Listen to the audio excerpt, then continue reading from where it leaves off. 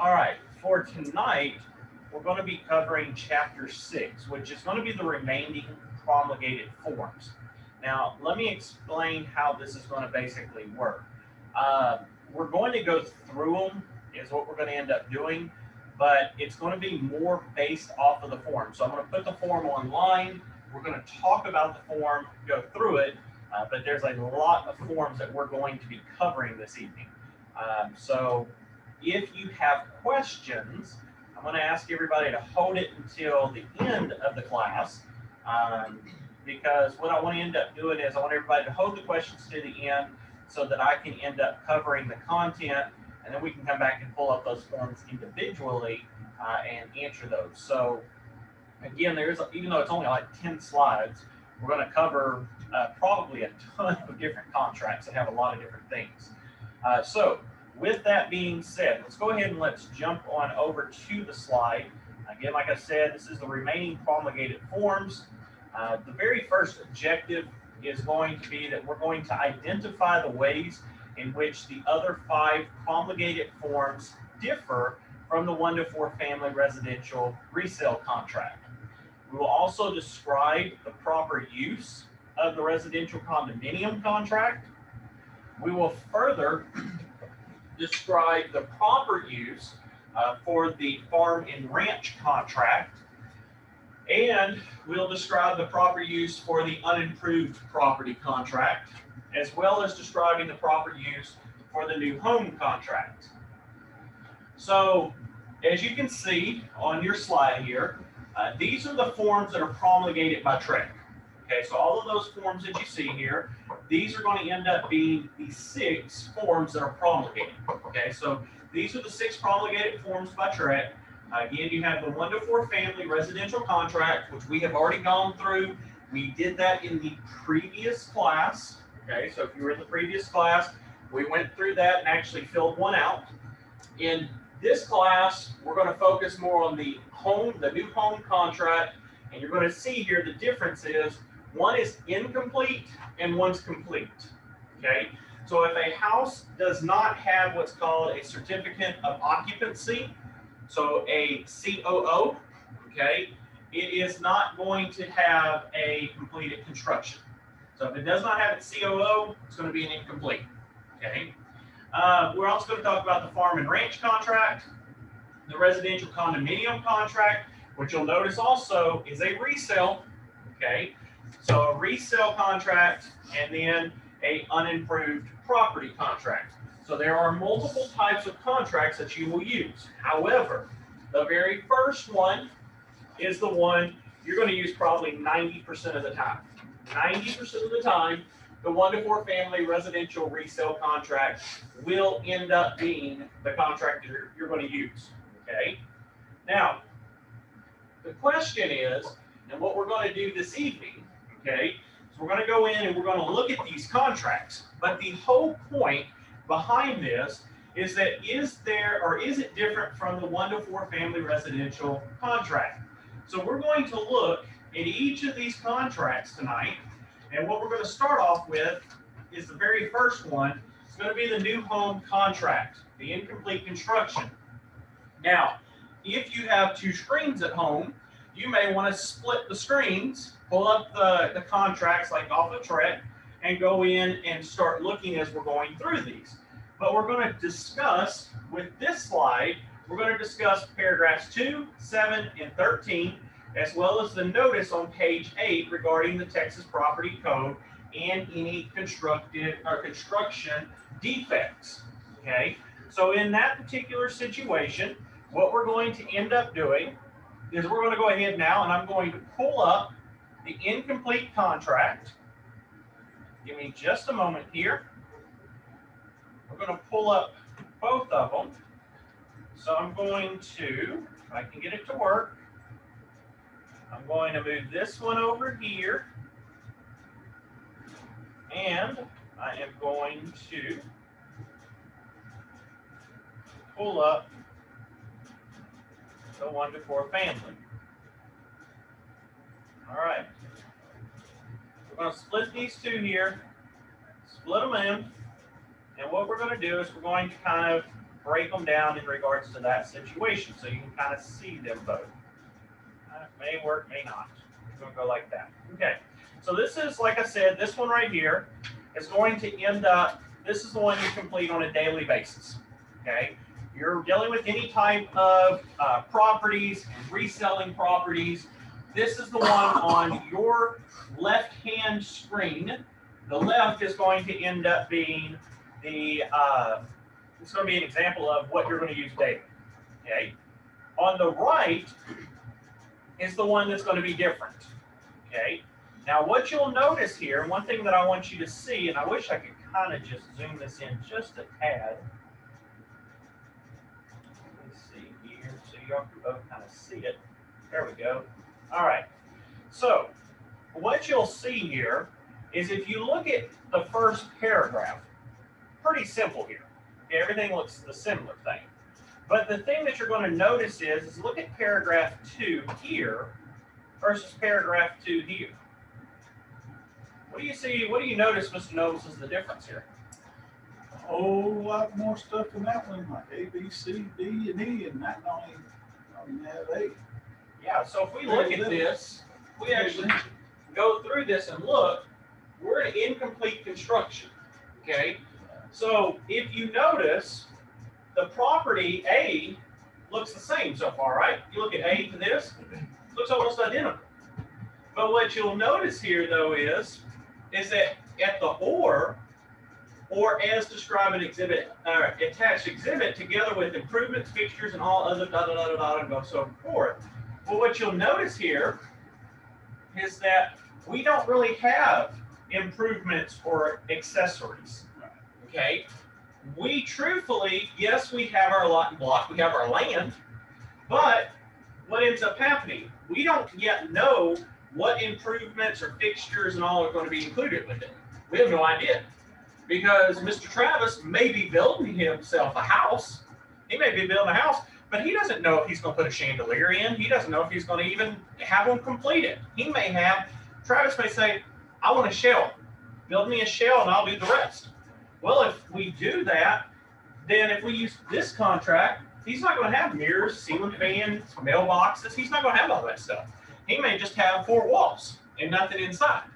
Okay? So in that particular situation is, understand that we have to make certain that we see these differences. Okay? It's going to be very key that you space between 2 here on the 1 to 4 family versus 2 over here on the incomplete construction.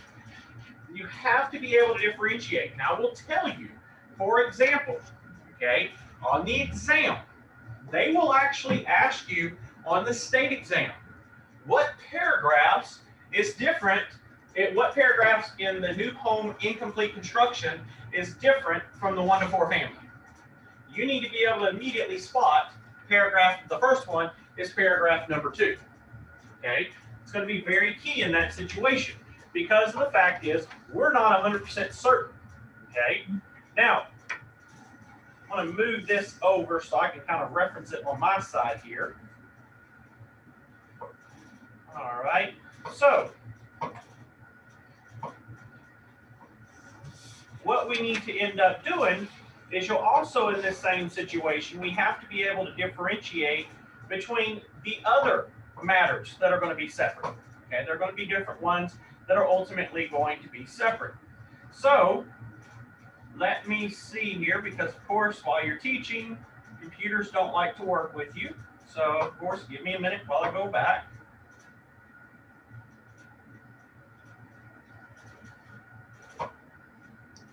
Okay. Here we go. All right, so the other one that we want to look at, okay, is we want to look over here at paragraph 7. Okay, I'm going to scroll down here to paragraph 7. There's part of paragraph 7. Let me move to there. Move this to paragraph 7.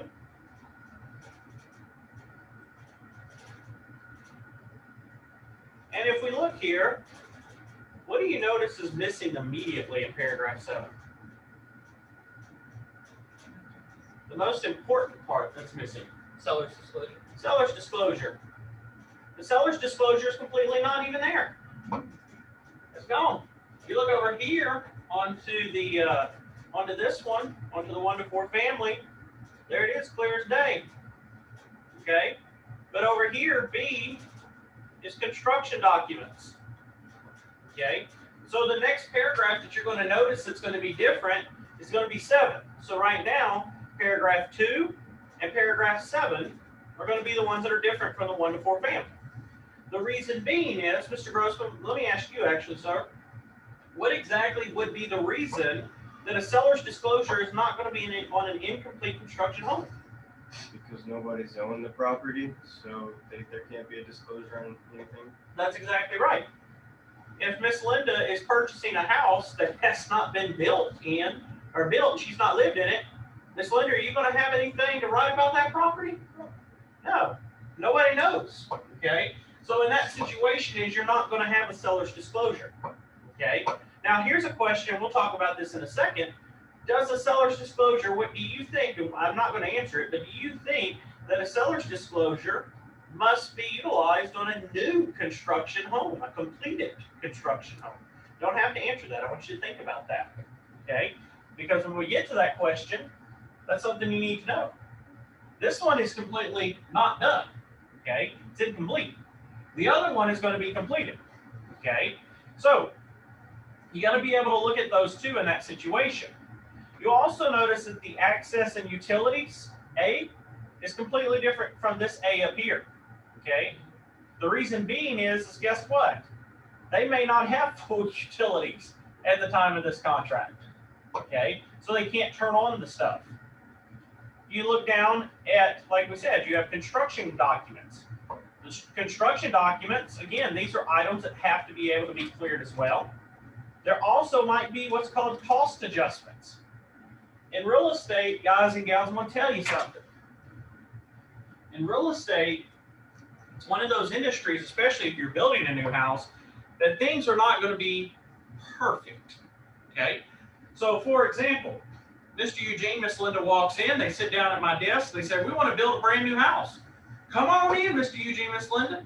Let me go through and let me, sit here and let's go through all the documents. We go through all the documents and everything. And Miss Linda and Mr. Eugene, we come to an agreement that their new house is going to cost them $320,000. Okay? Now, if they're purchasing a house for $320,000, Mr. Saul, I got a question for you. As we are building that house, is that house going to stay at $320,000 as we're moving through the construction phase? No, what happens? What could end up happening? Lumber could do what in the middle of construction? It'll all fall apart. Well, it could go, the prices could go through the roof, right? And if the prices go through the roof, what happens? Their price to their house goes what? Through the roof too. Okay? So in these situations, you'll see this part right here about cost adjustments. All change orders must be in writing. Increases in cost resulting from change orders or items selected by the buyer, which exceed the allowances specified in the construction documents, will be paid by the buyer as follows. Okay?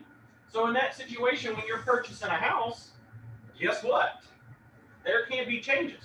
Or, especially, it just happens a lot of times, a lady finds something that she's walking around at Home Depot, or she may have found it at Lowe's. She's walking around, and she's like, oh my gosh, wouldn't this glass, Mr. Eugene, look so nice? This mirror would be pretty in my new bathroom. Well, and Eugene says, well, Miss Linda, we already allowed them $400 for a mirror. Well, but this one's $1,200, and it would look so much prettier. Well, guess what? That's right. So what happens there is that now Miss Nobles ends up, she now goes, she wants to increase. She wants this particular mirror in there. So Miss Linda would go in and there would be a cost increase. Okay? That's why I tell people all the time. When a builder is out there marketing their company, their homes, they're going to have the nice home. They're not going to build a cheapo home. Okay, you think about it. When you go and you want to go look at homes, they're not going to build a spec home. And what I mean by spec home is it's a home that can be shown. Okay, it's a walkthrough home. They're not going to build a spec home that's the cheapest of the cheapest. Because when you walk in there, what are you going to do, Mr. Grossman? When you walk into a cheapo home, just looks really cheap, what are you going to do, Mr. Grossman? You want to buy that? Walk back out. You're going to walk back out because you're going to be like, no, that's just 4 walls. I don't want that. But if you go in and say, for example, that Mr. Jacob builds this nice, huge house, people want to come in there and look at it. He does that because of what? He wants to entice you to come into his brand new house. So he comes into the property, or you come into the property, and what's he going to do? He's going to upsell you. He's going to upsell you. Because he's going to tell you, oh, so you've been to so-and-so down the street, you've been to Mr. Darren's home down the street. Yeah, that's the basic plain Jane home. I build quality homes. Look at my home, and we are custom. We can make it any way you want it to be. Well, if it's custom, what does that mean? It's just like you can go out to some actually automotive places, you can have cars custom built to what you want it to be. You can have the leather seats put in, you can end up having different colors put in. You can do a bunch of different things if you end up, you use custom. But if you do custom, Mr. Eugene, is it going to be cheaper or more expensive if you use custom? Why is it going to be more expensive? Because you customize, you're going higher. You're going your way, right? Yeah. Now, what's the problem if, say, Mr. Grossman hires Mr. Jacob to build a custom home for him, and he likes gaming? So he builds, instead of a, like 4-bedroom house, he builds a 3-bedroom with a huge gaming room. What's the problem though with that? People don't like gaming. That's right. Mr. Grossman may love gaming. He may love it. That house fits him. But now he wants to sell it and move on. What happens? His audience, his buyers, is going to be very few. Okay? So that's why you got to be careful with customs. I've seen custom houses that are beautiful, beautiful. Builders did a wonderful job, wonderful job. But in the same situation as they built it, it was so custom to that person that it ended up no other buyer wanted to purchase it. And if they did want to purchase it, they wanted to gut it and redo it from the beginning. Okay? You got to be careful when you're dealing with these things. And these are things that go along in the contract that you got to be aware of. Okay? Because when you're sitting here and you're talking about these cost adjustments, I've represented many buyers in purchases with a builder. And I had to sit down and I had to explain to them, Mr. Keith, you're wanting to purchase this home. By all means, get the home you want. I'm here to help you. But Mr. Keith, I want you to be aware of something. This cost adjustment line is very key, because as you're shopping or you're going around Lowe's and they've already painted the whole house and you decide that you don't like that color and you want it repainted, they don't do that for free. You got to pay for it. Okay? It's not something that you get to go in and they paint it once and then you're like, yeah, I don't like that. I want you to go in and change it off. Okay? It doesn't work like that. Okay? So you need to be aware of it. Also, you've got things like we said about buyer selections, the completion date. Again, with completion dates, do you think that it is possible, for example, in real estate, if I'm selling a home that's already built, say that I'm selling Mr. Garrett's property that's already been built, okay, can I shoot really close to when we're most likely going to close on that house most of the time? Yeah, most of the time, because the house is there. Okay? My next question is, talk about it incomplete. Can I control, or do I have control, Mr. Grossman, of the weather? Can I control the weather and make it rain, make it snow, all that? Can I do that? No, I have no control over it. Wish I could, right? So in that situation is, in that particular element, okay, what happens if I had control to the weather? Texas would be like kind of on a organized pattern, but Linda's got control, and that's why it's so.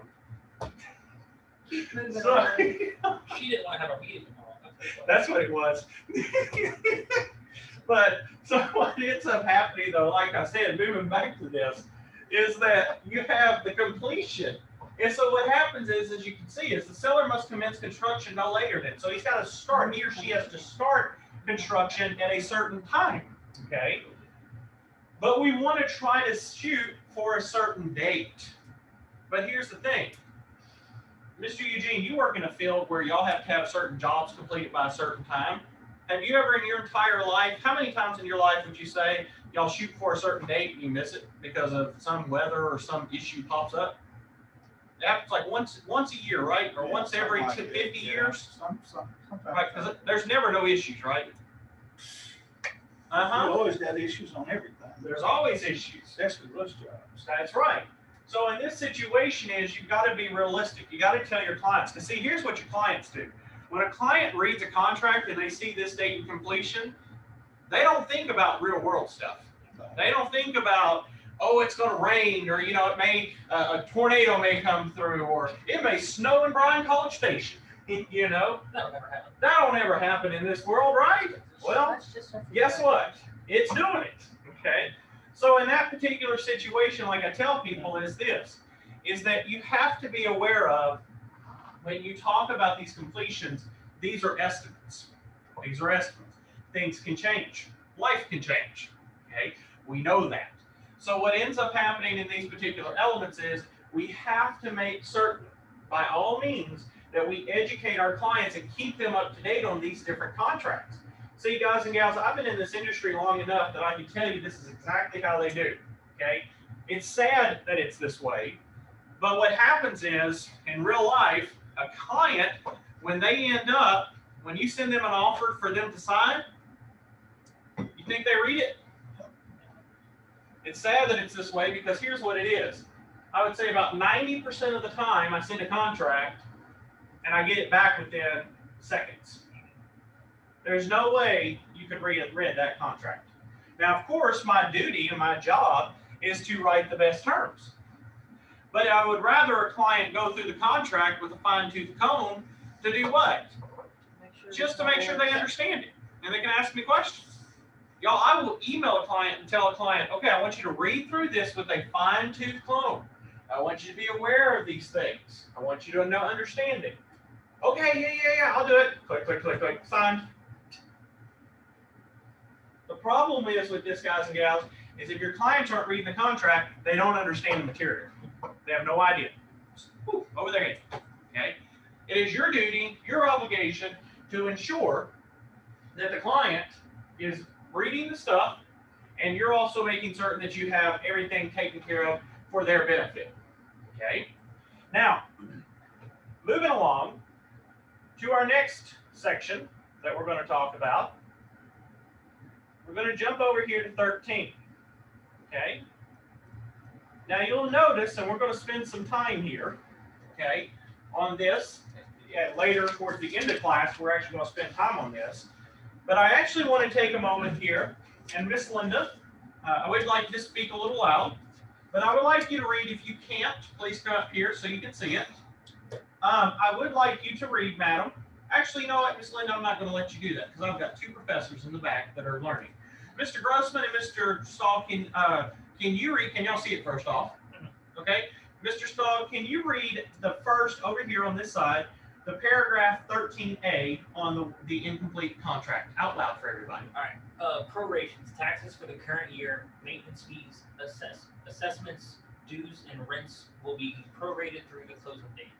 The tax proration may be calculated, taking into consideration any change in exemptions that will affect the current year's taxes. If taxes for the current year vary from the amount prorated at closing, the parties shall adjust the prorations when tax statements for the current year are available. If taxes are not paid at or prior to closing, buyer will be obligated to pay taxes for the current year. Excellent.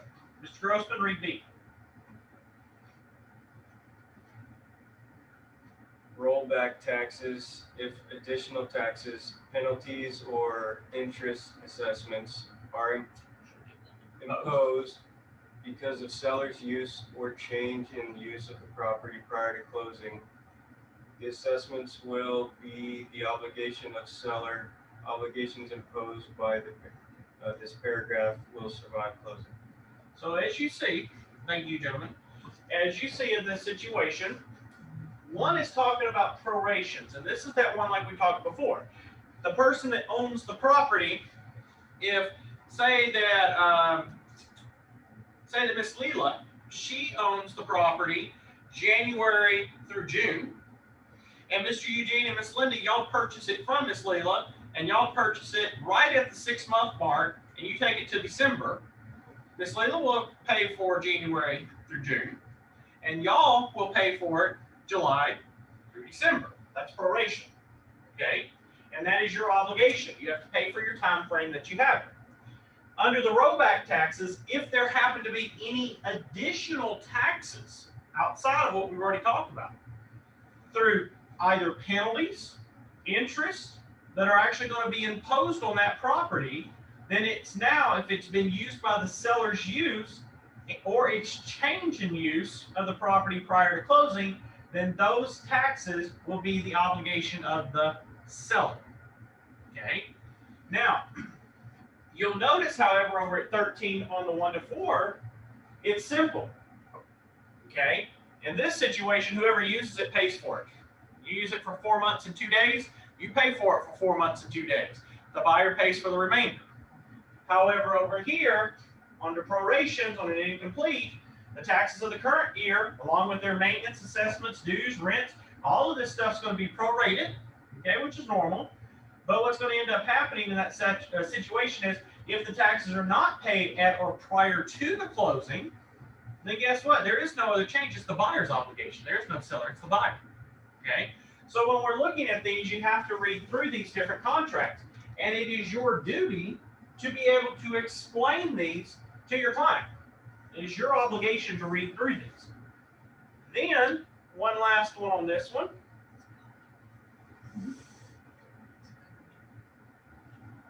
Let me find it right here real quick. Notice here, the difference is right here before you look up here, here's all the information, consult an attorney, but look right here. You go right to there, look at this part right here versus here. This contract is subject to Chapter 27 of the Texas Property Code.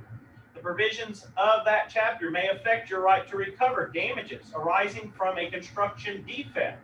If you have a complaint concerning a construction defect and the defect has not, has not been corrected, as may be required by law or by contract, you must provide the notice required by Chapter 27 of the Texas Property Code to the contractor by certified mail, return receipt, no later than the 60th day before the date you filed the suit to recover damages in a court of law or initiate arbitration. The notice must refer to Chapter 27 of the Texas Property Code and must describe the construction defect.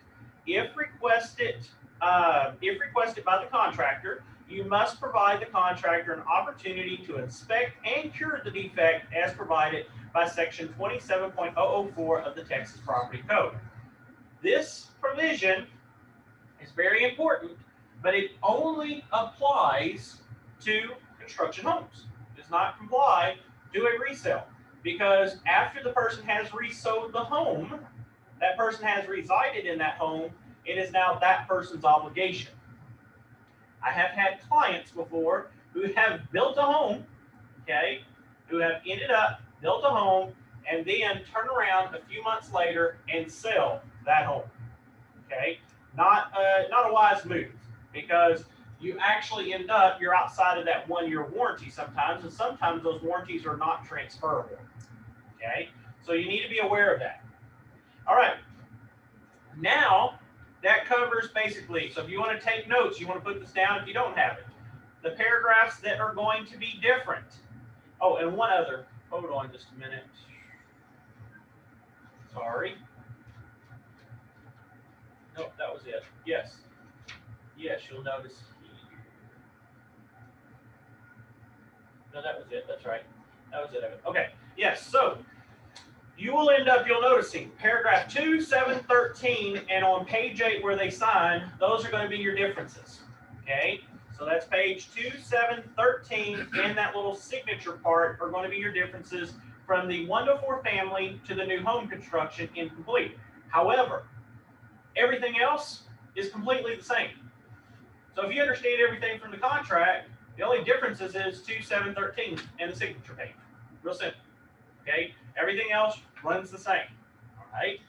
Now, let's go to our next one. Move this over here.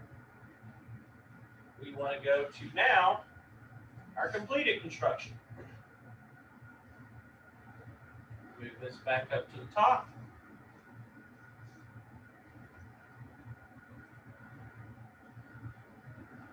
Okay, and okay, here's your completed. So this is going to be a home that is 100% completed. Okay. Again, Mr. Eugene, what do you notice about paragraph 2? It's different than the other one. It's still different. It still is. Okay. Now don't get this confused. A lot of people will say, but that looks similar to the incomplete. Well, yeah, probably. Okay. They're about new home constructions. Okay. One's incomplete, one's incomplete. Okay. But again, we're basing this off of the 1 to 4 family to the new home. Okay. Now, again, let's move down here to 7. Back down here over here to 7.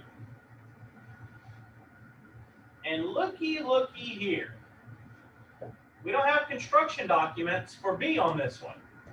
We have acceptance of property condition as is. Now, isn't that something? Okay? Means that the present condition of the property with any and all defects and without warranty, except for the warranties of title and the warranties of this contract, buyer's agreement to accept the property as is under paragraph 7B1 or 2 does not preclude the buyer, though, from inspecting the property under 7A, from the negotiating of repairs or treatments in a subsequent amendment, or from terminating this contract during the option period, if any. Okay? Now, let me explain something here. Mr. Stahl goes out and he builds a house that is a new build, final complete construction home. And Mr. Stahl lets that property sit for 5 years. He's marketed it, but nobody's been in it. It's finally completed, but nobody's lived in it. Mr. Stahl, do you need a seller's contract? Seller's disclosure. I'm sorry, seller's disclosure. I would say no. Okay, Mr. Grossman? Yeah, you probably would. So We have a yes. Miss Linda? Yes. Mr. Eugene? Yep. Mr. Stahl, you're right. It seems like you would, because things could have gone wrong, but at the same time, nobody's been in the house, so. That's correct. right. The key thing is that no one has actually lived in that house. And if nobody has lived in that house, we don't have a seller's disclosure. Okay? However, that's why we have this part here, that acceptance is based off of as-is condition. Okay? Meaning that Mr. Stahl, he's got a home that's been sitting for 5 years. There could be any million reasons why it's set. I've seen houses sit for a long time. Home sits for a long time. Mr. Stahl turns around and he says, you know what? I need to go ahead and I finally got an offer on it. He's going to be selling the property as is, period. Okay? But here's the thing. It is the buyer's obligation to get an inspection. It's the buyer's obligation to get an inspection, period. I cannot enhance or harp on that enough. It is your duty as a real estate agent to ensure that your clients get an inspection. Let me say that again. It is your duty as real estate agents to make certain that your buyers get an inspection on any house. But wait a minute, Mr. Knowles, wait a minute. You're telling me even if Mr. Eugene built a house and immediately once it got its occupancy, I still need an inspection? Yeah. What if you don't build too good? That's right. What if you don't build too good? Exactly. Okay. Yeah, exactly. So yeah, Mr. Eugene might have got Mr. Grossman to turn around and purchase one of his houses, and Mr. Grossman gets there and he notices that when he walks in on the second floor and his leg goes through the deal. See, Mr. Grossman, you want that house? No. Or he might have ended up, he plumbed it with water hose for outside. He took a long water hose and just ran them through the walls for you. What you think, Mr. Grossman? I don't know why you would do that.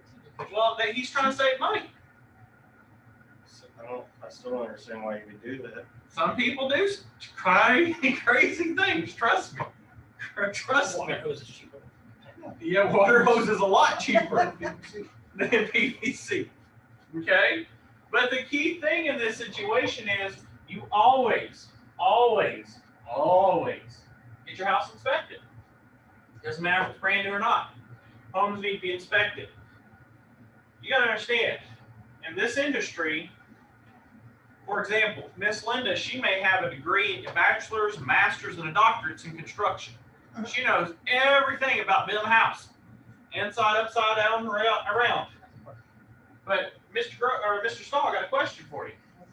If she's got all that education, do you think she's the one that's out there hammering the nail into the wood? No. No. She's not going to do that. She's going to go over, and what's she going to end up doing? She's going to go get Mr. Eugene, who still don't know how to hammer, the nail in. So he's over here and he's doing a crappy job, and all of a sudden, guess what happens? Her name may be on it, but the house may be in horrible condition. Horrible. Okay? So you always, guys and gals, you want a house inspected. Okay? Because I will tell you, I know this for a fact. There are what's called A, B, and C, and some even go D and F vendors. Okay? An A vendor, if you have all A vendors, your house is going to blow past inspection, no problem. Okay? You can put that house up to any inspector and they're going to make that thing perfect. Okay? You get a B inspector in there and they're going to end up, so that they feel good about themselves, they're going to try to find something, even if that means they need to make something happen. Okay? You get a C inspector in there, they have no education whatsoever, and they're going to go over here and they're going to pass a house that should not pass. Same thing happens in regards to builders. You get an electrician. They can be a C electrician that ends up using very cheap material. You use cheap wiring, what happens to it, Mr. Eugene? You put cheap wiring through the whole house, what can happen? It's a food on fire. It can disintegrate or it can lose its. And a lot of things can happen, right? It can wear out quicker. You get to rewire the house. Yeah. Guys, I'm not joking with you. When you get into real estate, I'm not going to joke with you. I always get all these little, I'm in a group where we, as real estate agents, take pictures of the most strangest things that we've ever seen. Okay? And there was a picture that I saw that an electrician, a woman ended up, she likes to do her hair in the bathroom. Okay? Well, there's no spot for her to put a power cord into the deal, into the wall. So guess where they end up putting it? They put it in the sink. They actually cut into the sink and put the power plug. Now, Miss Linda, what's the problem if you do that? Shock. Somebody going back. And you turn on that water, and you go plug that thing in, what's going to happen, Miss Linda? You ain't gonna be living. That's right. You get charged out there. So it's your, and like I said, if I can find some of them pictures, I got plenty of them. I'll send y'all a couple. But there are some very crazy things that you'll see. There's plenty of different crazy things. So it's imperative that while the property has to be sold as is, the property has to and needs to be inspected. Now, what if, Mr. Stahl, your real estate agent, Mr. Keith comes to you, and Mr. Keith says, Mr. Stahl, I want you to end up, sir, I want you to put an offer in on this brand new built property that Mr. Garrett has built. And you say, okay, I'll be more than glad to do that for you, Mr. Keith. And he says, but, I want you to know something, Mr. Garrett. Mr. Travis. I don't want an inspection. I trust Mr. Garrett. He's a great guy. I know him. I've bought houses from him, but I do not want an inspection, and I don't want you to try to sell it to me. What do you think you do? What you do is this, okay? Miss Linda, you remember? They refuse inspections, and they will not get an inspector. What do? You have to get an amendment. Oh, Addendum. you get a form. There's a notice that Mr. Keith needs to fill out. And it says on there, there's an X that says, I have been notified by Travis Stahl of Nobles Realty Group that I should get an inspection. However, I have chosen not, there's a box, to have an inspection on the property. Mr. Keith must sign it. When Mr. Keith signs it, where did the liability now go to? It's all on him now. It's now all on Mr. Keith, and it's no longer going to end up being on the agent or the brokerage. And what is that form called? It is notice of inspection requirement. Now I can show you that at another time. Okay? But again, it is imperative that you end up. Another thing I want to say, this is a sidebar here. Okay? By all means, well, let me actually just ask this. Mr. Grossman here, sir. Your client is building a house, for example. Okay? Client's building a home. I end up, I'm the builder coming in. I've got my people building and all. Come to you, Mr. Grossman, and I tell you, you're representing Miss Linda here. I tell you, Mr. Grossman, can you go through the house with your client and mark all of the issues throughout the house? Here's blue tape. Have Miss Linda go around and mark all the areas. Okay? Miss Linda goes through the house. She marks all the areas. I go in and I fix about 50% of them. Okay? On your final walkthrough, you notice that 50% of those items have not been fixed. Mr. Grossman contacts me and says, Mr. Nobles, I end up, your client, you said you're going to fix this for my client, and only half of them have gotten fixed. Where's the rest of them? I tell you, well, Mr. Grossman, you see here, I've been real busy and everything, got a lot going on. I'll fix them after closing. Okay? Do you still close on that property, Mr. Grossman? Why not? Because the terms haven't been fulfilled. But your client, Miss Linda, has no other place to go, and it may take me a week before I can fulfill it. It's too bad. Somebody screwed up. But Miss Linda has no place. Your client has no place to go. We got a nice office. There's a nice closet that has all the ladders, chairs in it. What ends up happening here is that you end up, you're right, Mr. Grossman, you do not, in any shape or form, do you ever end up closing a home until those repairs have been made. Okay? The only exception is this, is if there is an amendment that all parties have signed and they have agreed to a certain date to them to be fulfilled. In that particular situation, you can sign and you can close. The reason being is Miss Linda, if she has that amendment, and Miss Linda, I don't fix them, say in 2 weeks like I promised, what can you now do, Miss Linda? I can go back onto them. You can come back after me, right? And what are you going to do to me? I'll sue. You're going to file suit against me to have it fixed. Okay? That's how this works. Okay? So very key in these situations, while you're not going to know every single element, this is just some of them that you need to be aware of. Can I ask a question? Yes, Miss Linda. For instance, you purchase a house Yes, ma'am. and you do the inspection. Mhm. And then a year later, you want to go ahead. I know it's not wise to move again in a year's time. Uh-huh. Do you have to go ahead and have another inspection, or how long is those inspections good for? Well, Or to the codes of okay, so states? inspections don't ever deal with codes. Okay. And another thing is a lot of people get this wrong too with inspections.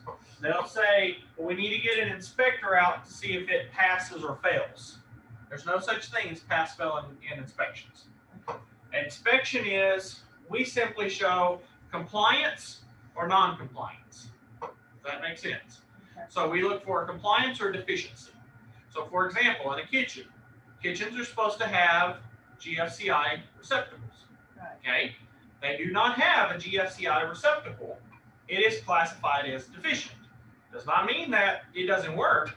It just means it does not comply with the current standards, if that makes sense. And that's usually in bathrooms too. Bathrooms as well. So when we talk inspections, you can tell an experienced agent versus a novice agent, because the fact is that they will say, well, I need to get an inspector out to see if it passes or fails. Okay? There's no such thing. It is either compliant or deficient. Okay? And you want to know those differences, because there will be times that you will see those and they end up, you want to kind of be able to differentiate between the two so you see. Okay? But very good question there. But in regards to your inspection, the inspection is sometimes, some people say 6 months, some people say a year. But again, you got to look at it as how much is it utilized. Okay? For example, it's like carpet. If I put brand new carpet down in a house that has very little traffic, how long is that carpet going to last? It'll last a little longer. Maybe 5, 10 years, maybe. But if I put that same carpet in a house or in an office that has a ton of people walking through it every single day, how long is that carpet going to last? Half the time. Half the time. So in that situation, you have to be able to differentiate between the two so that you have an understanding. Okay? Same concept. You go into a house and the person, it's just a little old lady that's purchasing a house, and she only uses the downstairs, and it's a 2-story home, and she just stays in 2 little rooms in her house. Well, in that situation, if she stays in 2 little rooms in her house, she probably is not going to mess much with the inspection. But if you have a family of 10 people in a house, what happens there? It's going to be used a lot. It's going to be used like that. And I mean a lot. Okay? And there's going to be issues because what happens? Especially younger kids like to do what? They like to explore through the house. And as they explore through the house, what do? Tear up things. Kind of like Mr. Grossman. He probably still goes and licks the fork and sticks it in the outlet. Okay? Has it worked yet? No. No? Dang. Mr. Saul, have yours worked yet? I keep trying. Nothing happened. Nothing yet? Yeah. Maybe Miss Linda, y'all can take her. She can kind of show you. I hear she's experienced. My grandfather has one like Never mind. But again, in that situation is, but yes, it depends. It really comes down to a case by case. And then of course, 13, and you'll notice as we go through this, same thing with 13 like the previous one, rollback and prorations. Okay, so, and again, one other thing, like we talked about, this provision right here, the contract is also different. Okay, very similar to the previous one that we just spoke about. Okay. All right. Now we're getting into some good stuff because I get a lot of people that get confused on these, and these are some pretty good areas to get into. I'm going to go right here to the farm and ranch contract. All right. So let's talk about the farm and ranch. Now, of course, there's going to be some differences here. Okay. Again, you can see immediately right off the bat, look at 2 versus 2. Miss Linda, what do you notice that are different between the 1 to 4 family and the farm and ranch on paragraph 2?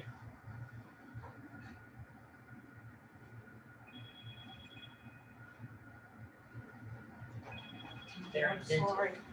So in that situation is, if you notice, we have land, improvements, and accessories.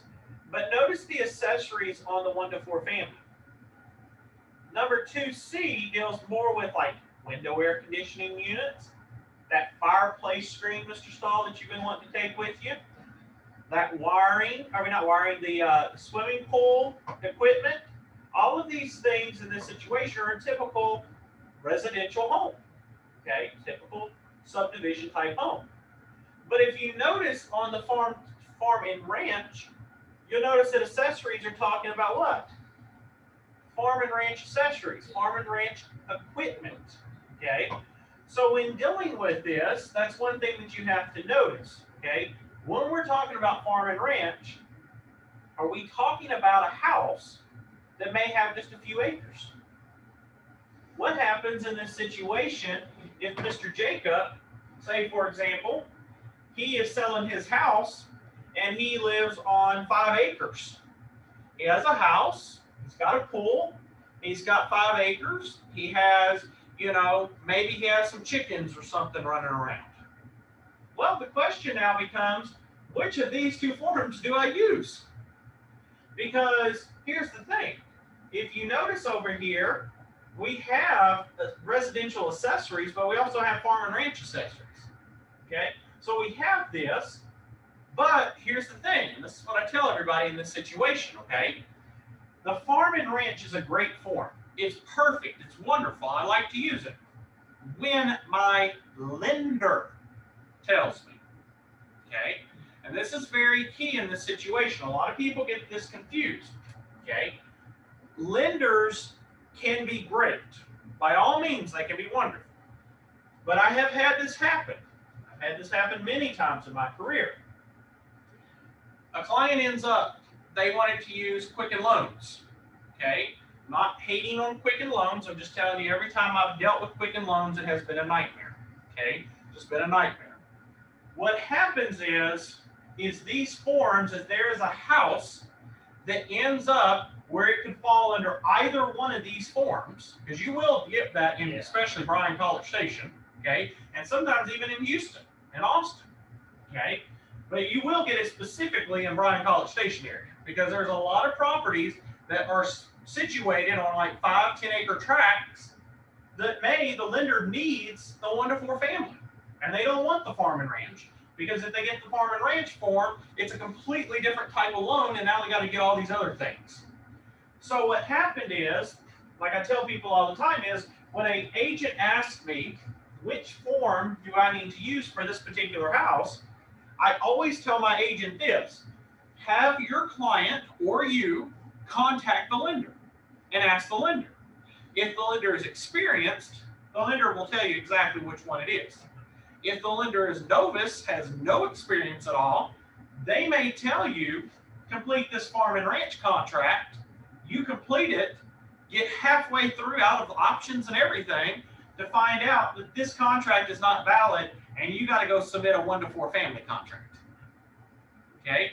And if that occurs, what happens here, and I've had this occur before, if this contract is no good, we have to do a 1 to 4 family, we have to get rid of this contract. We have to do a novation, delete this contract out, which means all terms in this contract have done what? Contract's dead on its face. Now I got to redraft this, and if I'm out of options on this, I have to renegotiate options here. It can be a big mess, and the transaction falls apart, and then your client may end up getting sued.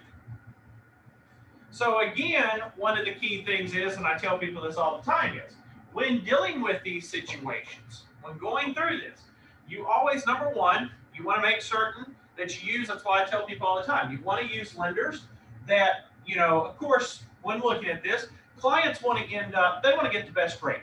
Understand that. 99% of the time, Quicken Loans, Rocket Mortgage, they give them the best rate. However, the chances of them actually closing it are very slim.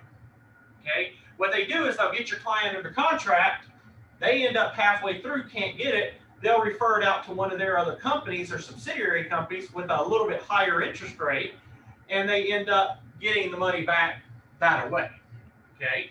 But the key thing in this situation is, whoever you're dealing with, you want to make certain that your lenders are knowledgeable. Because if they're not knowledgeable, or they're a one-man show, I've had that happen before. We had submitted a contract exactly like this. I'm giving you a real-life situation that one of my team members had dealt with. We submitted a 1 to 4, well, that wasn't supposed to happen. There we go. We were dealing with a farm and ranch contract. Okay, lender told us to use a farm and ranch contract. The client chose this particular lender. Okay, client chose a particular lender. Lender told us they want a farm and ranch. We drafted a farm and ranch. Everybody signed it. We sent it to the lender. Lender got it, started processing it. We did our inspections and everything. Turned around. Lender came back after inspections and said, oh, yeah, we don't need that contract. We need a 1-4 family. So I had to terminate this one. Luckily, I was able to save the deal, have them agree to redraft this 1-4, okay, with new terms. Ended up, we drafted over the 1-4 family, kept the transaction going, and then all of a sudden, out of the blue, the lender just disappeared in the middle of the transaction because the lender ended up could not get the loan to happen, and since they couldn't get the loan to happen, guess what happened?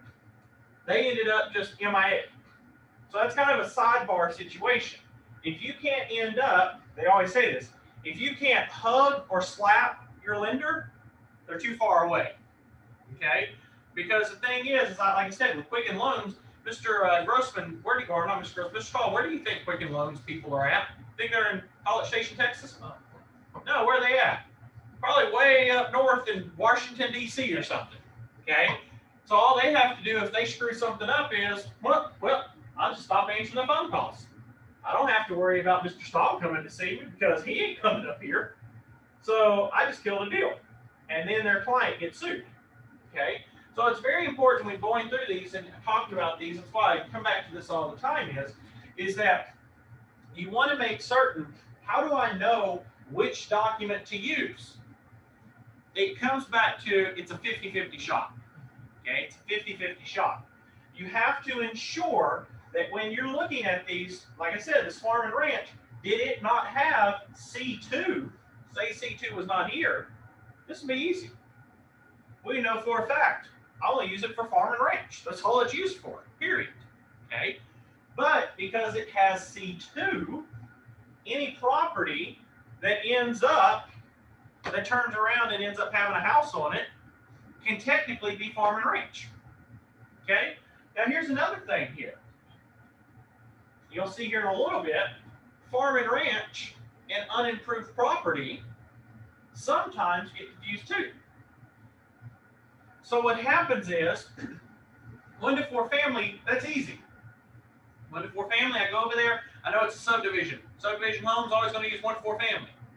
But what happens if there's a building, a structure that's on the property, and said structure is basically people live in it, but it's really not able to have occupants in it, okay? Well, in that particular situation it has a building on it, it has a house, but some people call that a barn and classify it as a farm and ranch contract. Others may say it's uninhabitable, and since it's uninhabitable, it's an unimproved contract, okay? Again, now what do? What do you think you do now in that situation? Just cry. Just cry. You got to go call the lender and say, hey, Mr. Lender, which one do you want me to use? Which one works best, okay? Because in the situation it can get very confusing very, very quickly, okay? And I can tell you guys, the worst thing you want to do, I remember that day with one of my agents. Poor guy, he called and he called and he called and he called that lender, he emailed and he texted and he called their corporate, even their corporate office, and nobody would answer the phone. Nobody would answer the phone. And had that agent not been nice, okay, and the clients being nice, they could have sued him for specific performance and forced him to purchase the property because of the fact the lender that they chose was horrible, okay? So it's imperative that as a real estate agent, you advise clients of these things. You may not see this happen very often, but can it happen? Yeah, it does, okay? We want the best to happen, but sometimes life doesn't work like that, okay? Sometimes things do occur to that matter. But again, like I said, we notice that paragraph 2 is different. Now notice here though, this is a little different than the other ones that we just talked about. Look at paragraph 3. Notice something different on paragraph 3 here? Look at that D. The sales price will or will not be adjusted based on the survey required by paragraph 6C. If the seller's price is adjusted, the sales price will be calculated on the basis of blank per acre. If the sales price is adjusted by more than 10%, either party may terminate this contract by providing written notice to the other party within blank days after the terminating party receives the survey. If neither party terminates this contract, or if the variance is 10% or less, the adjustment will be made to the amount in paragraph 3A, B, or proportionately in 3A and B. So guess what? Unlike a residential, if the survey happens to just be more land, you're lucky. Okay? That's why if you're sitting here, if I'm dealing with a property that may end up be classified as farm and ranch, I may want to push it for a 1 to 4 family because of what? I don't want this provision in D if my client's buying it. I may push, no. I don't want a farm and ranch lender. I want a 1 to 4 family. And the reason I'm saying it is because it has accessories of a pool and all of this. So it just happens to have land. And my client's not buying it for farm and ranch reasons. They're buying it for themselves to live in. So they're not going to use it as farm usage. So no, Mr. Lender, I don't want to use this form. I want to use the 1 to 4 family. Okay? Sometimes you got to argue that. I tell people this all the time. The lender is not always going to be your friend, especially the underwriter.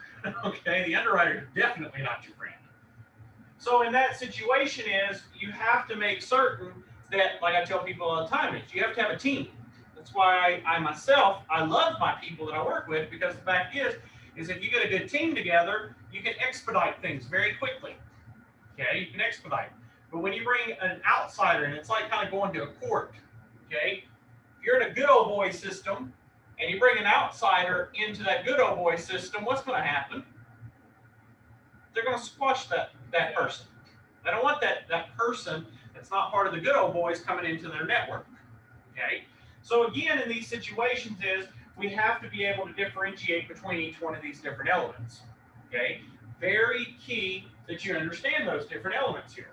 Okay, now let's look over here though at number 6, paragraph 6. So I ask, how often do you use a lender that you are not familiar with? So here do you usually push to use somebody you know, or is it? Good question on the lender. Okay, it is the buyer. Okay, it's the buyer's choice, by all means. In my office, we try to give at least 3 people, unless for example, if I know one person, for example, Jake, good guy. Yeah. Jake and Brenda are my two go-to people. Okay. And sometimes I'll tell my client, get them both. Go to both and get quoted by both. Okay. I can give a client 1, 2, or 3 or more. Best practice is to give them 3, unless you end up, like I always tell my people, here's a lender I prefer, but it is your choice to you take whoever you want. Okay.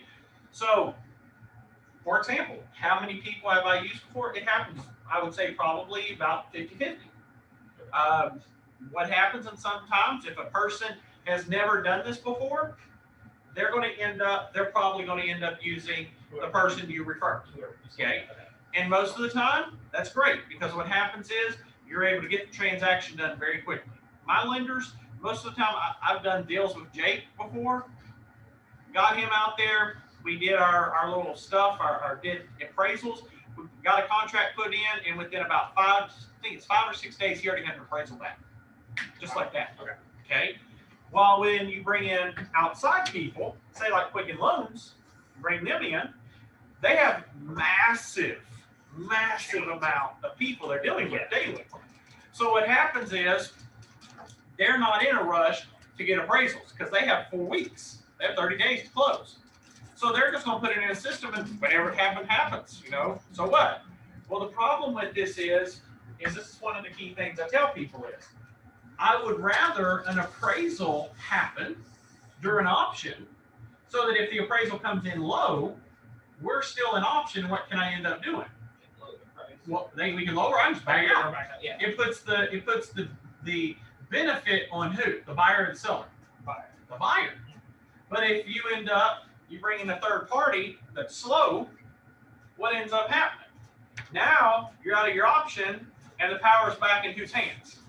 Back in the seller's hands. So that's kind of why you want to work as a team together. You want everybody working in the same hands, because I've had it before. I've had a person that was selling a property. They were selling the property.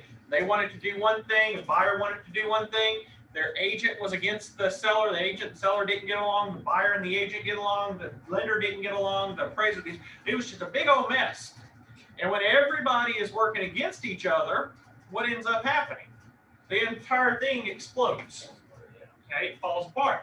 So in that situation, is like I tell people all the time in this situation is that as a lender, you want to make certain that you give your preferred people, but it is ultimately your client who makes the decision.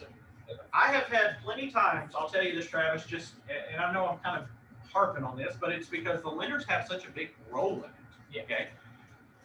I have had a situation where a lender ended up, they wanted Quicken Loans.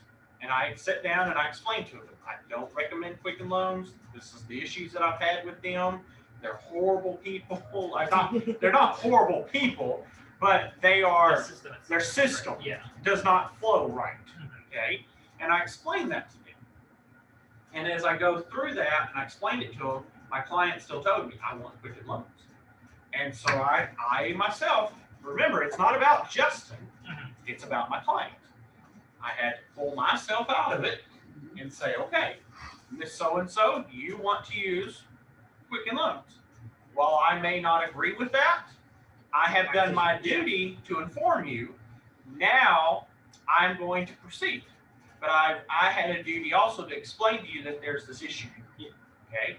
Sure enough, we got two weeks before closing, and we get a letter from Quicken that told us we're apologetic to let you know that unfortunately your property no longer meets our lending standards or something, and so unfortunately we're going to be unable to fund this loan. Thank you. Have a great day. Well, what's the problem here? 2 weeks before it's after option. We're 2 weeks before closing, and we're outside of option, and we don't have a justifiable reason on why the lender can't fund, so we can't get a lender's letter to terminate.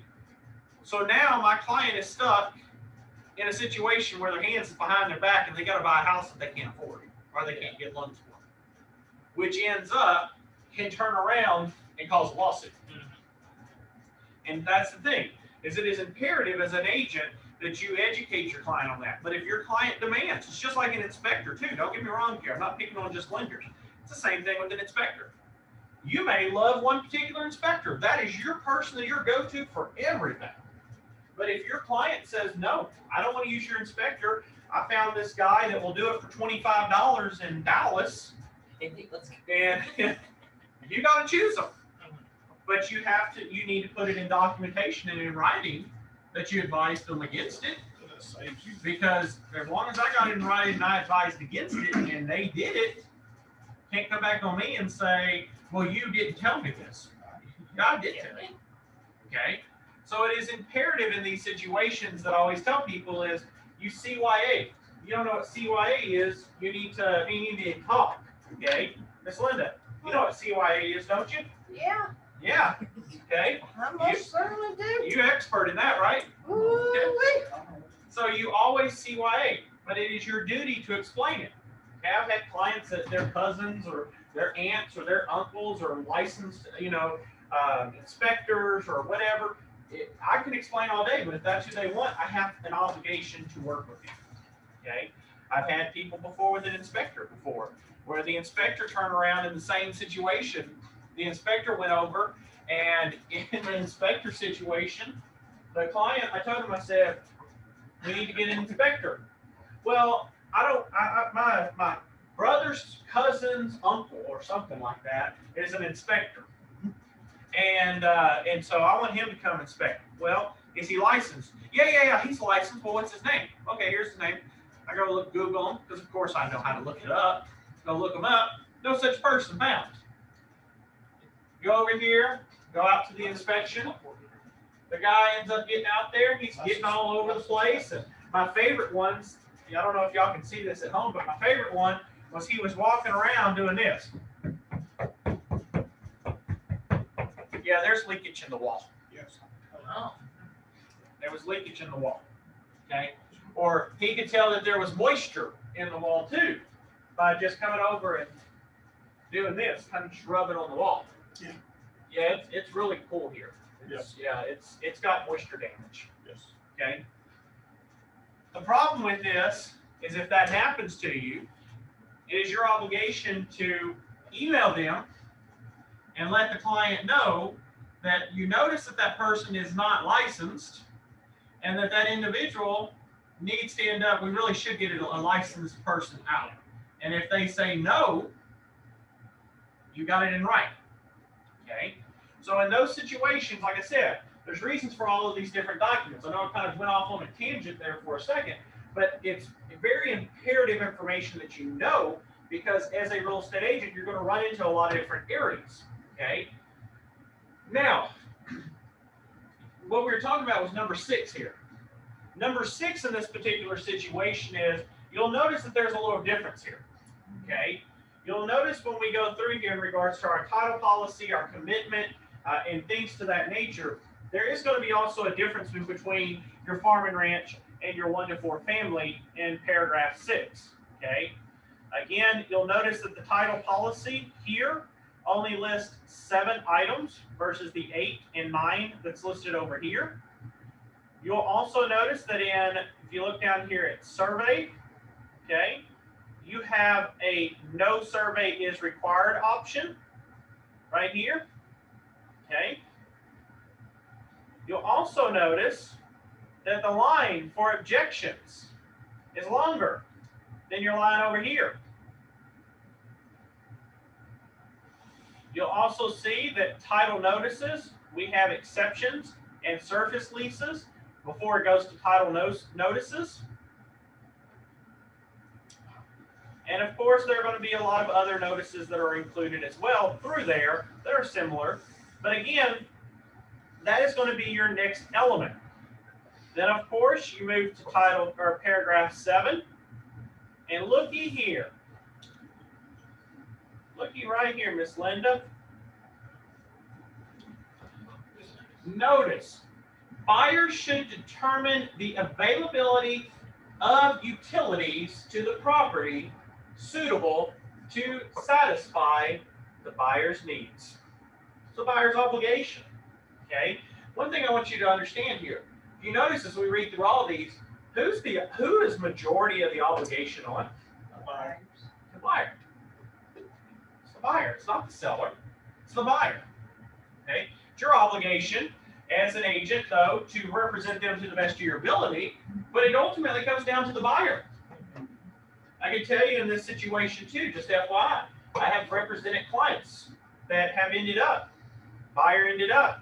I did all of my due diligence. I explained it to my buyer, submitted it over to my buyer, and my buyer did not or failed to do their due diligence by reviewing the documents, did not object in time, missed their objection, turned around and tried to come after me, and guess what?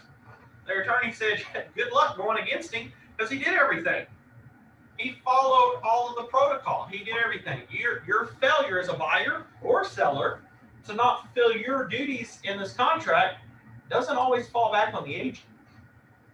Do you see what I'm saying? So that's something also. But that does not mean as a real estate agent that you get free reign to basically half-aid it, if you know what I'm saying. Okay? It's your duty as a real estate agent to provide quality work. Okay? That's your job. Even if your client ends up texting you 1 billion times a day. Okay? You never in any shape or form go over and put them off. Makes sense. Okay? So again, very imperative in these situations that you know how these work out. Okay. Now, where was the other one here?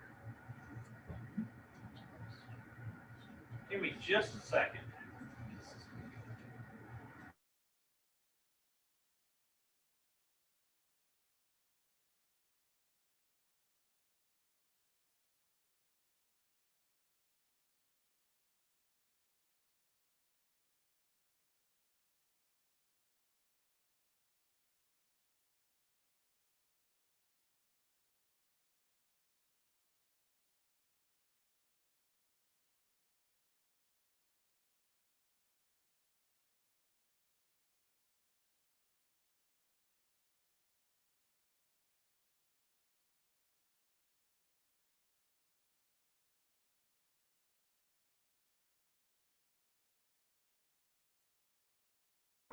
Okay, now, so as you go through here, you're going to notice, but look at this right here at E. Look at this part right here. You see that part? You see this part right here? Now, we already talked about this E part right here. Okay? Mr. Eugene, I'm going to test you for a second. On lender required repairs, I'm going to stand up here and block it so you can't see it. Okay? Mr. Eugene, on lender required repairs, who's required in a 1-4 family to replace or fix those things?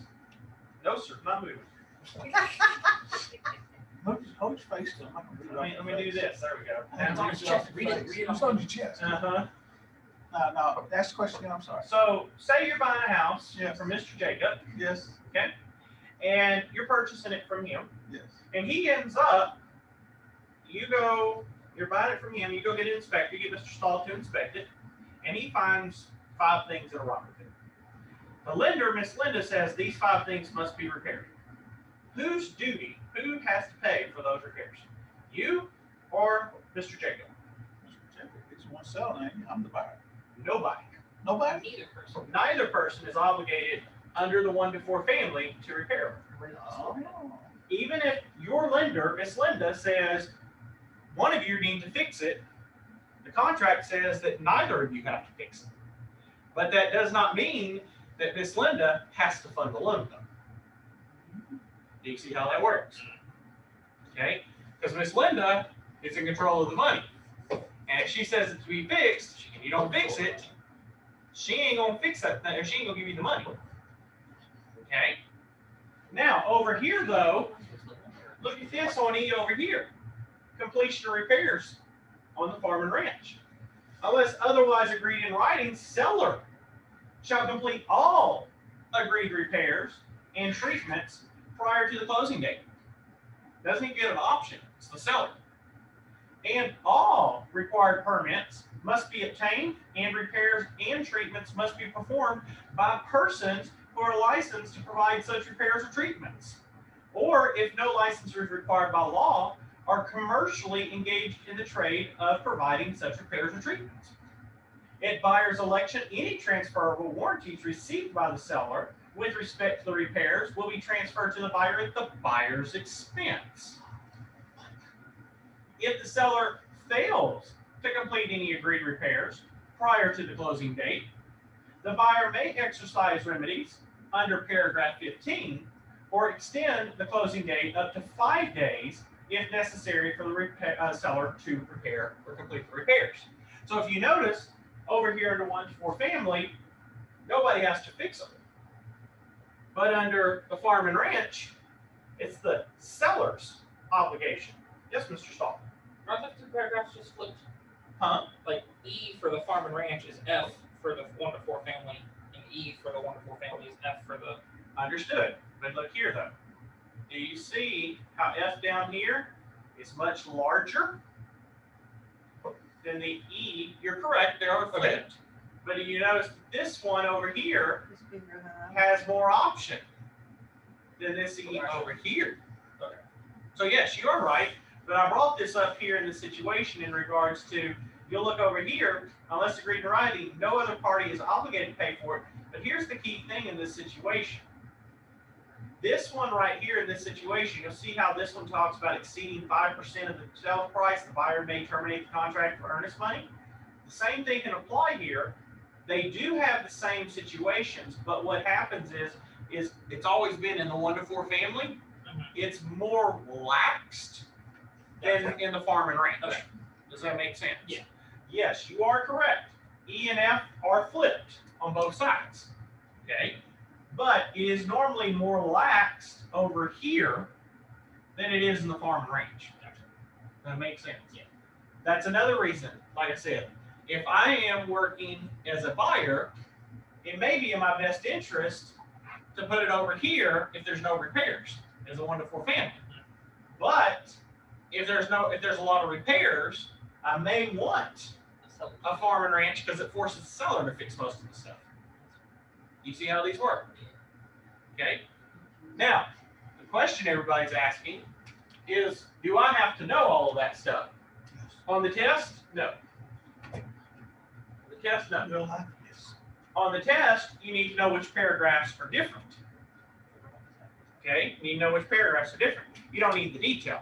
But in real life, you need to start learning these little things that I'm throwing at you. Okay, that's why one thing I tell students most of the time is the material I'm teaching you right now, I try to teach more of the everyday life. So what? So that you understand it. Okay, so that you can point out these situations, so you can kind of keep that in the back of your head. Well, which one do you normally, 1 to 4 family is mostly the main, 1 to 4 family, you're going to use about 90% of the time. but the ranch, The farm and ranch. So let me just put it this way: 90% of the time, you're always going to use farm or use 1 to 4. Right. 90%. There will be those exclusions, like we talked about earlier, that will sometimes require a farm and ranch, a new construction, an uncompleted one. There's many different things that are there. Understood. But the key thing that you need to know is this. Number one, if you're a newer agent, you need to talk to your broker. Broker will give you some insight. Okay. But if you cannot get a hold of your broker, it is most of the time most beneficial to contact the lender, because the lender is going to be, I can tell you this for a fact. I've dealt with this many times in my life. When I was a new agent and I had to do it on my own, most of it, I'd submit a contract, send it over to the lender, and the lender would look at it and be like, what the hell is this? This ain't what I need. I need a farm and ranch, or vice versa. I need a 1 to 4 family. Or I don't need either. I need an unimproved contract. So then I have to redraft everything. Okay? That's why a lot of times is, and I will tell you this, a lot of new agents will end up, or not new agents, a lot of new lenders, they'll end up, if they ever say, well, that's your job, Mr. Stahl, you should know which one to pick. That's a deflecting question or deflecting answer, because they don't know which one to pick. So they don't want to look stupid, so they want to put it back on Mr. Stahl. So Mr. Stahl goes and does it, and then if it goes south, whose fault is it? It's Mr. Stahl. Okay? So it is imperative in these situations that you understand these particular elements. Okay? Very, very important. But yes, there's a lot of these you'll notice are going to be different. Another one that we're going to look at is going to be in regards to paragraph 13. And again, 13 is very similar to the other one. Again, dealing with prorations and rowbacks.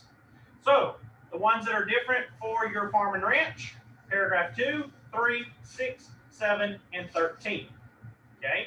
Those are going to be your differences. Now, next one. I don't even know why they use this one, but we're going to use it anyway. Which I could kind of see this just from practicing over time. What's a condominium, by the way? It's a condominium. Anybody know? A condo. It's a condo. But do you own anything in a condominium? Own the airspace between the walls. Well, in a condominium unit, you own, if you look at 2 right here, you own the unit in a building, but it's in a condominium project. Okay? So in this situation is, you're going to see that you're noticing that number 1 over here on condominium is a condominium unit. But Mr. Eugene over here, what's A, 2A? What's that word say? Land. Land. Do you see that over here anywhere? I sure don't. No, you don't. So do you own any of the land in the condominium? Nope. Not at all. Not at all. Okay? So in that situation, you do not actually own the land, you just own the unit. That's it. Okay? So it's very key in this situation. Now, I want you to read, if you can, see those little bitty, tiny little words right above the residential condominium contract resale? See, little bitty, tiny words? You want to read this? It says, I'm testing y'all's eyesight right now. Something's word is Like a a notice. notice, isn't it? It's a notice, not for use, where seller owns fee simple title to land beneath unit. There can be a situation where a seller might actually own the land underneath their condominium. And if they do, you can't use this contract at all. But how do you like, Miss Linda, how nice and big that is there, right? That notice, whoa, it's huge, isn't it? You can see that way back there, Mr. Stahl, right? Absolutely. Clear as day. Yeah, good eyesight. Probably blinding you back there, right? I am blind, I still can't see it.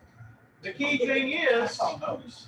is that on this situation is, I've had this happen before. Agent completes the entire condominium notice, our contract, completes the whole thing, ships it over to the other agent. The other agent says, no, no, no, no, no, no, no. We actually had this happen not too long ago. No, no, no, no, no, no, no. You cannot use that form. Why? Because the seller owns the land. And there is nothing in here. My agent was like, well, I'll just go down to special provisions and put seller or buyer gets land. No, that's not how this works. Can't do that. Okay? I want the land. That's practicing law. Oh. You can't do that. So what happens is you have to contact an attorney or broker, well, not broker lawyer committee, but the hotline, legal hotline, and they'll tell you sometimes. Or you contact the lender. You ask the lender, what do you want me to use? Because here's the problem. This Linda, let's run back over here. So this one says, not for use where seller owns fee simple title to land beneath unit. But Mr. Eugene, what does this notice right here say? Not for use for condominium transactions. Not for use for condominium transactions. Mr. Stahl, you see a problem here? Yeah. So this one you can't use, Now you can. and this one you can't use. So You what just, do don't, you just don't have a form. You just tell them. That's Yeah, right. I want it. Yeah. I'll pay you this much. yeah. Problem solved. Yeah. This is Contracts. this is where that situation is where you end up. You have to actually send them to an attorney. Okay. I was gonna say, don't tell me it's like the unapproved form for Nope. some reason or something stupid. Nope. This is one of those situations. If the land conveys, you got to end up. You got to contact an attorney. Now let me ask you this, Mr. Stahl. Continue to play along with this on you. Ready? So, Mr. Grossman's purchasing a house, or a condominium, I'm sorry, that the private land underneath is going to convey. Okay? Can you use this form? No. Can you use this form? No. So you contact your broker. Your broker's does not answer your call. He's busy or she's busy. Always, every time. It's like Miss Linda, by the way. And so what ends up happening here, and so what happens here in this situation is that now you decide, well, I'm going to do what the professor said. I'm going to contact the lender. I'm going to contact Mr. Grossman. And Mr. Grossman says, we'll just use the 1 to 4 family. So Mr. Travis completes the 1 to 4 family, and he ships it over to Mr. Grossman. And Mr. Grossman goes in and does the loan off of this one. What's the problem here? You just said Yeah. not for use for condominium. It can't be used for condominium transactions. Since it's a condominium transaction, we're in breach. Yeah. Technically, in some situations, you relied on bad advice, and you might have actually relied on unauthorized practice of law. I get it though, because then they sue you for special provisions, make you buy the land anyway, and your problem solved. If you were gonna buy it in the first There you place. go. Problem solved. I like it. Big old thing, right? Yeah, just get sued. I like it. Yeah. That's how you do it. So the key thing here, you see a big old mess, right? So this is that situation where you would actually say, if that happened, you tell them, hey, this is a very unique situation. There's not forms for it. Since there's not forms for it, I know your lender might have told you, because sometimes lenders love to jump in and put their nose in things that they don't belong in. They'll jump in and say, well, this is what you do right here. I've been doing it for 50 years. Well, if a lender tells you they've been doing it for 50 years and they tell you to use a form that's not supposed to be used, they're not being truthful to you. Okay? Not being truthful. An attorney needs to be brought in, an attorney needs to be reviewing it, and an attorney needs to draft it. But these are the situations, like I said, these are your two different forms that you need to be aware of. Okay, now let's look down here at 6D. Okay, let's jump on down to 6D. We're going to jump down here to 6D, and you'll notice under 6D we have title notices, but look at 6D here. We have objections. You'll notice there is no, in this situation, there is not going to be the full extent of a survey. Okay, you know, survey is not included in this one, but is in this one. The reason being, Mr. Eugene, is why. The survey does what? It says the land, gives you the survey of the land. But you have no land, so there's no survey. Okay. All right, let's go to paragraph 12. Paragraph 12, there are your settlement expenses. Come over here. You got your settlement expenses. The difference, however, there are going to be certain expenses that are going to end up being allowed that would not be allowed in a normal transaction. You can read through those, but again, there are certain expenses that can and cannot be basically prorated or split, okay, or may not even apply. Again, 13. Now looky here. Where's that rollback tax? It's not here. Because why? We're talking about condominiums now. We're not talking about rollback taxes because you don't owe what? You don't own the land. Okay. And 14, look at that nice long casualty loss. Look at that. Versus this short one here. Okay. You'll notice, however, this is that casualty. So if something was to happen, there was an issue, these are their options, okay, that they have.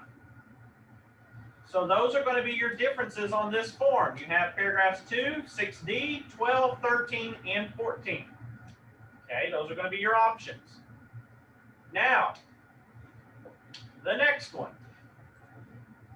I was going to say just real quick. Go for it. On my test, I do remember there was a question that asked, what do the owners of a condo own?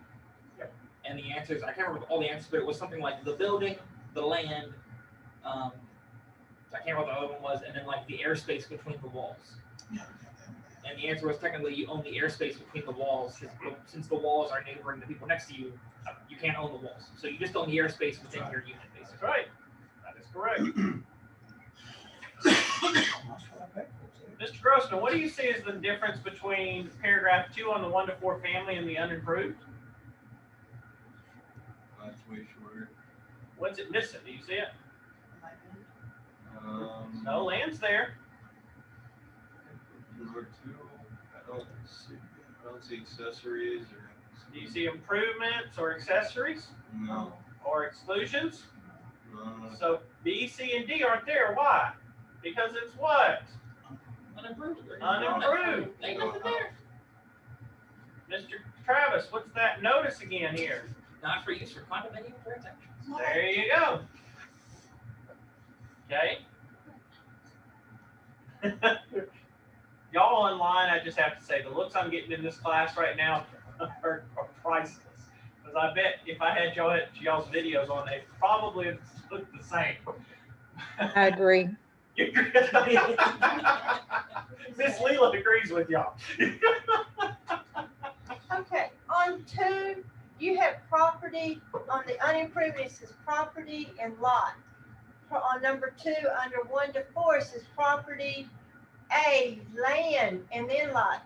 I don't see land on that number 2. Well, if you notice here, Miss They Linda, don't have to specify land because they it's all. got rid of all of this and deleted this right here. So they deleted all the blue and they just whoop, moved up. It doesn't have to say land because since all that's conveying is land. All it's conveying They don't have is to the land. specify, this is the land and these are the improvements. and all that stuff. Right. They still got lot, Makes block, sense. and they have left address and all that too, so yeah. City, county. Trust me, everybody that's listening. Everybody, y'all listen up, seriously. Yes, I know this seems like a lot. And to be honest, if I wrote this book, this would not be the small, tiny book. Like if y'all actually bought this book, it's probably no bigger than a child's night book, like something you read a little kid at night. That's how tiny it is. The problem with it is the fact of the matter is, thankfully right now, you don't have to know all the details. Now, in the next 2-3 years, they're going to enhance this portion of it, okay? But the key thing is, like I tell everybody, is we need to make certain you have an understanding. Because ultimately, when you go take your licensing exam, it just makes sure you have a minimum knowledge of real estate. It's your broker's obligation to help you through this. Does that make sense? You don't have to be able to, when you finish my classes, sit down and write out all of these contracts by yourself. It's not going to happen. That's why, especially like in my office, I train my agents for their first 5. Trust me, I can't do none of this. And I passed the test just fine. Reason to do that, like Mr. Travis says, he still don't know all this, and that's normal. That's normal, guys and gals. The Okay, office manager doesn't either. but understand here, that's what my job as the broker is. That's my job to help you. Okay, and that's the reason also that I even have an attorney on staff, because the fact is, you don't know, I have him do it. Okay. So again, the key thing is don't stress, don't freak out. It's normal. I'm just giving you the differences. All they're wanting you to know right now is what chapter or what paragraphs are their differences. That's it. That's all they're asking. They're not asking, we want you to quote exactly what verbatim what paragraph 2 is in the unimproved property contract versus the paragraph 2 in the 1-4 family. No, that's impossible. Okay? Not what we're asking. We're just asking which paragraphs are different. That's all we're mainly looking at. Okay? So again, mainly just like your slideshow, I could have sat here and I could have tonight just said, okay, 1-4 family differs from the unimproved property contract by paragraph 2, 6D, and 7 and 13. I could have done that. But I'm trying to point them out so that you see the differences. Okay? So, in regards to 6D, okay, we already talked about 6D, I believe. Yes, we did. I believe we did. Those were your objections and all. That's where we talked about survey. In regards to 7, let's move down here. You'll notice here that we, in this situation, we're back to that completion of repairs. We're back to the notices. The seller's disclosure, however, is down here versus over here, it's B. Okay, so there's differences. Don't need to know all the detail, just need to know the differences. 13. Again, prorations here. Over here, prorations will throwback taxes. Okay, that's going to be the unimproved. Okay, now, before I move on, that is our last form there. Does anybody have questions on the forms? We've got one more slide to cover, but before I jump off, does anybody have questions on the forms or what might be text? I have a question. Yes, ma'am. What was before the 13? There was another one you pointed out, and it was something D. Number 7, over okay. here. Let me go back right here. Number 7. And if we go back over here, let me find it again for you. You look at here on number 7, we're talking about acceptance. Okay. Okay, so there is your differences between those two. Now again, there is, if you notice, this is still in here, but it's G. But what they basically got rid of was that acceptance provision here. Actually, I think they actually moved it to B. Actually, they didn't get rid of it; they just moved it up to B. So they just really just reorganized it, is what they did. Does that make sense? Right. Thank you. Very good, very good. Anybody else have questions?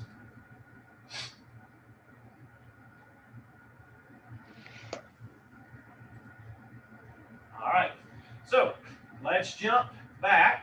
Oh, wrong one. Try to move this back over here. Let's move that. present. And our last one. And we're almost done, y'all. I know that's a lot this evening. But again, we're just covering the content. Okay? The main thing is what? We're looking at the overall. What are we trying to look at? We're trying to look at the prep course. The prep course is where you want to focus. Okay, I'm just giving you an overview, but the prep course is where you want to actually focus. I will tell you, when you get your real estate license, most real estate brokerages, they actually spend an entire class. They will have an hour to a 2-hour lecture in their training rooms going over just one of those contracts. So what we did tonight, they would have ended up, guys and gals, they would have actually ended up probably spent an entire day, 8 hours, maybe 9-hour day, going through every one of those contracts with about an hour to 2 hours on each contract. The reason being in this situation is that we're going to have multiple differences. Another thing is that I say that you don't need to memorize it is because since I've been licensed for over a decade, I've been licensed. Guess what ends up happening in this situation? They have changed the form. It used to be 8 pages. It is now 10 pages, possibly going into 11 pages. Okay, so it does change. You don't have to know every single thing. You just need to know the ones that are going to be different. Okay, now in that situation is you want to make certain that as you're going through these different things, you want to ensure that as you are doing these things, you want to make certain that as we're looking at these, you want to notice the rollback taxes.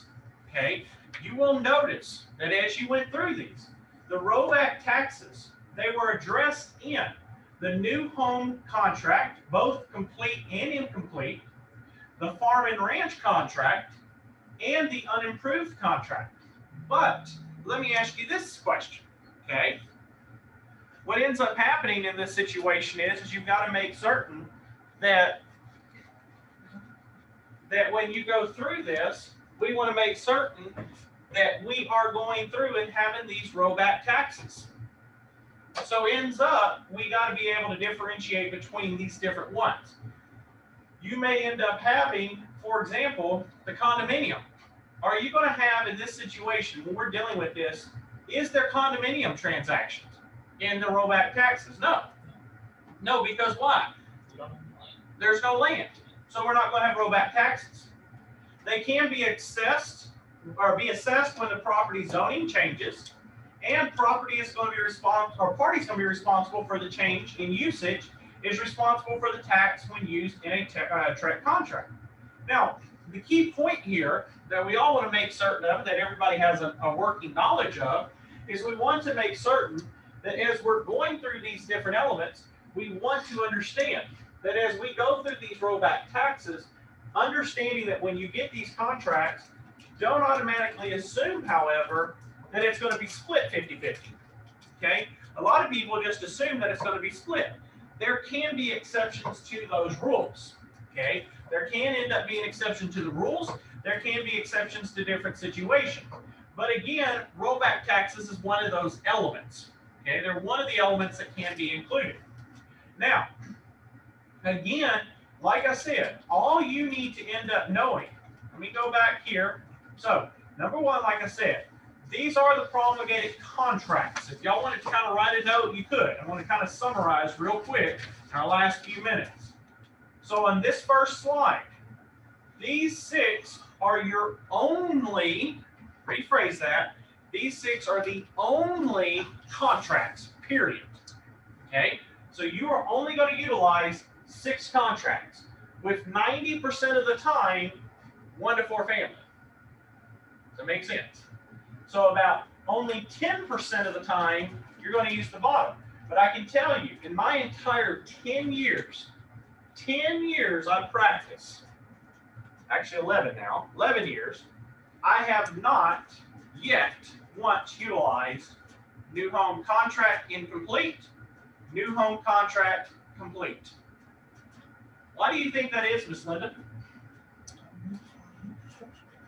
Because it's new construction. If Mr. Grossman's a builder, do you think he makes a lot of money? Yeah. And depending on where. Yeah, he makes a ton of money. Mr. Grossman, if you make a ton of money, I got a question for you. Are you going to use some standardized form that lawyers made up for the benefit of a consumer? Or are you going to go have your attorneys draft up a contract for your business? I have my attorney's draft Why are you going to have your attorneys draft it? because it's going to be in my favor. Because you're going to write it in your favor and not in the consumer's favor.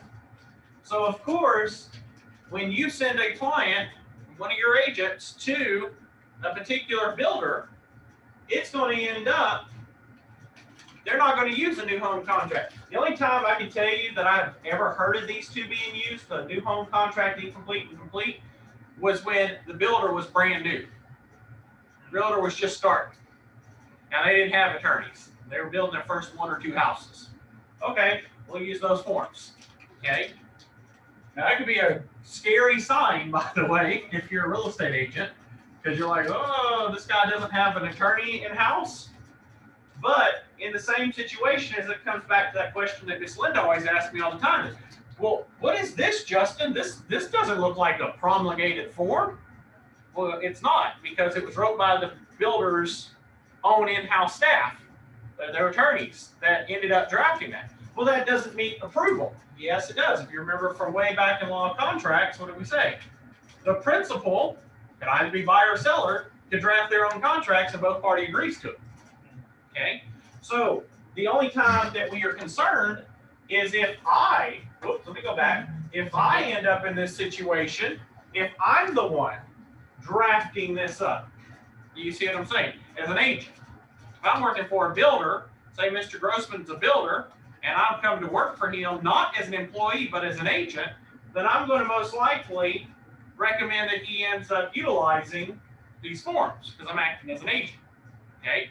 But if I, as an employee of Mr. Grossman, I can use whatever form that Mr. Grossman tells me. Okay? Another thing is, so again, like I said, you only need to know these 6 forms. But in real life, you're only going to use probably 4 of the 6. Okay? What do I need to know from everything else that you spoke about tonight, Mr. Knowles? Well, here we go. Everything in that 3rd bullet right there you need to know. Okay? So you want to highlight new home construction contract, incomplete. I need to know those differences. Next one. Need to know that new home, basically knock out bullet 2. Just scratch through bullet 2 and keep everything else. Same thing here. Scratch out bullet 2, keep everything else. Scratch out bullet 2, keep everything else. Scratch out bullet 2, keep everything else. Okay? In rollback taxes, like we said, you need to understand these are only going to apply to contracts that are what? Contracts that are going to include land. If they don't include land, doesn't matter. Okay? Which means condominiums are not going to include. Again, there can be assessments that can be against it. If a property zoning goes from residential to commercial, guess what?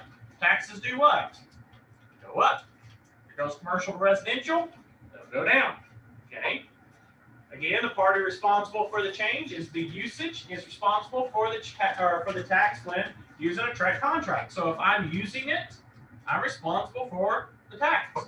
If I'm not using it, I'm not responsible for it. Does that make sense? Okay. All right. So the next class, we're going to talk about the addendas and other forms. So what we discussed tonight was the contracts. When we come back, we're going to discuss the addendas. Okay. Now I'm telling you, tonight, unfortunately, was the easy part. Because as Miss Linda can tell you, there are a ton of addendas. Okay. There are a ton of them. However, coming back to this, do you need to know verbatim, word for word, every single addendum as well as everything included in it?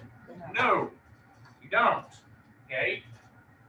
The key thing I want to keep y'all to remember in the back of your mind, the key thing, guys and gals, is it is the broker's obligation to train you this.